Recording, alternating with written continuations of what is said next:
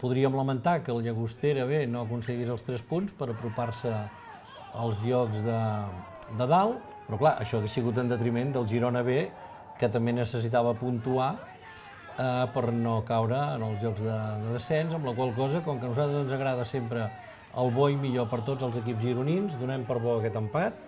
Nosaltres el podíem donar per bo, però els dos equips segur que no el donen per bo. Arribava el gol d'Almendros al minut 30, grandíssima falta d'un dels jugadors franquícies de Llagostera B, que avançava... Ja ens hi té acostumats, ja no sorprèn tant. Avançava el filial del Llagostera, per botes de Marc Beck el Girona B també tindria alguna ocasió en un partit on sembla que el Llagostera va renunciar una mica en el seu estil i amb el trident atacant d'Henry, d'Almendros i Peque va buscar molt més el joc directe. En canvi, tot i ser visitant, el Girona B va provar més de jugar des de darrere.